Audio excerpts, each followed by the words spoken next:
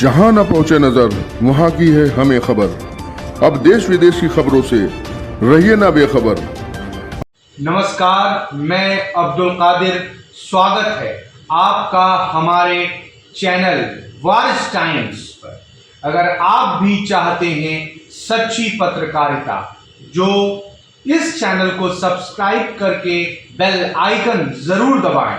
आज की सबसे बड़ी खबर, ईरान ने अमेरिका के खिलाफ वो कर दिया जिसकी आहट तो थी पर यकीन न था।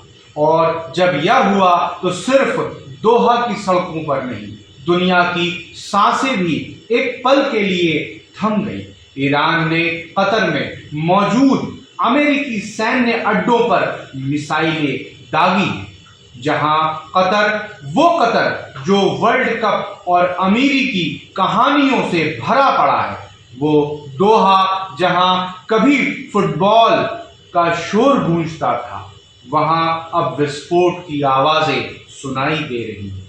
इस हमले के साथ ईरान ने अपने जवाबी अभियान का नाम दिया है विजय की उद्घोषणा, यानी अनाउंसिएशन ऑफ विक्ट्री। और इस नाम से ही साफ है कि यह जवाबी हमला नहीं, यह घोषणा है। वो घोषणा जो तेहरान की गलियों से नहीं बल्कि इराक और कतर के आसमानों से गूंजी है। एक जमाना था जब अमेरिका की मौजूदगी वो शक्ति का प्रतीक माना जाता था, मगर अब वही अमेरिका कतर और इराक के रेगिस्तान में बंकरों के भीतर छुपा बैठा है। ईरान ने सिर्फ मिसाइलें नहीं दागी हैं, उसने अमेरिका की उस छवि को निशाना बनाया है जो दशकों से दुनिया का पुलिसमैन बना हुआ है। ईरान ने कतर के अल उदैद एयरबेस पर हमला किया है। यह वही बेस है जिसे अमेरिका अपना सबसे अहम एयर ऑपरेशनल बेस मानता है। यहां से पूरे मिडिल ईस्ट के ड्रोन, फाइटर जेट्स और सीक्रेट मिशन ऑपरेट किए जाते हैं। और ठीक इसी बेस पर गिरी हैं 6 मिसाइलें। एक्सियोस की रिपोर्ट कहती है कि यह वही हमला है जिसकी अमेरिका को आशंका थी। अमेरिकी अधिकारियों ने पहले ही कहा था कि ईरान अपने मिसाइल लॉन्चर तैनात कर रहा है, पर जिस देश के पास दुनिया का सबसे एडवांस्ड इंटेलिजेंस सिस्टम हो, वो भी इन मिसाइलों को उड़ते हुए क्यों रोक नहीं पाया? शायद इसीलिए कि इस बार मिसाइल सिर्फ मेटल की नहीं थी, इनमें बदले की आंख भरी हुई थी। अब सवाल यह नहीं है कि कितनी मिसाइलें दागी गई, सवाल यह है कि जब अमेरिका खुद बंकर में है तो लोकतंत्र की आड़ में हमले की नैतिकता पर अब कौन सवाल करेगा?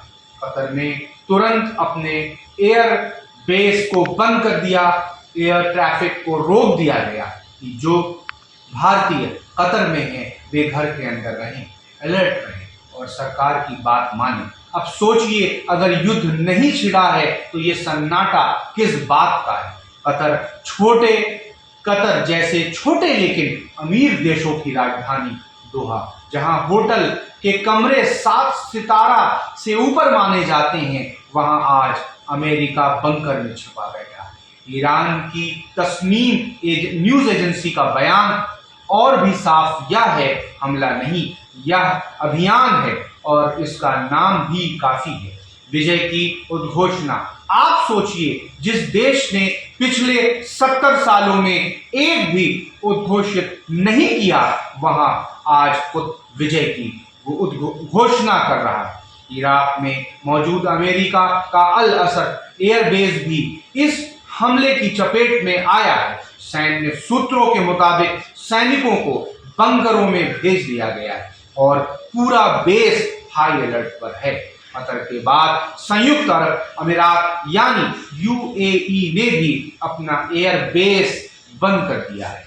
इसके बाद कर दिया है फ्लाइटर डार और हवाई यातायात कंट्रोल सिस्टम ने साफ दिखाया है कि यूएई के आसमान कोई भी फ्लाइट गुजर नहीं देगी। कुवैत ने भी उड़ानों पर रोक लगा दी है और सीरिया, जहां अमेरिकी सैनिक पहले से मौजूद हैं, वहां के सैन्य बेस कसरत को पूरी तरह अलर्ट पर रखा गया है। अब आए अमेरिका के उस बयान पर जिसमें कहा गया है कि हम स्थिति पर नजर बनाए हुए हैं। अमेरिका का जो यूक्रेन में रूस की हर हरकत पर ड्रोन भेज देता है, वह अब खुद के ऊपर हो रहे मिसाइल हमलों पर सिर्फ नजर बनाए हुए। ये चुप्पी कायरता नहीं तो और क्या है। ये वही अमेरिका है जो कुछ दिन पहले ईरान के 3 परमाणु ठिकानों पर बम बरसा रहा था, और अब जब जवाब मिला है तो वह सिर्फ एडवाइजरी जारी कर रहा है। अब ये लड़ाई सीमाओं की नहीं, सिद्धांतों की हो चुकी है। ये लड़ाई बताती है कि अब किसी देश को अपने वैज्ञानिकों की हत्या के बाद चुप नहीं बैठना है। ये लड़ाई बताती है कि अब हर हमला, हर बम, हर ड्रोन का जवाब मिलेगा, और उसने ही कहा भारतीय नागरिक सुरक्षित रहें, घरों में रहें और कतर सरकार के निर्देशों पर पालन करें। ये वह भारत है जहां अब मध्य पूर्व की सियासत को दूर से नहीं बिल्कुल पास से देखता है।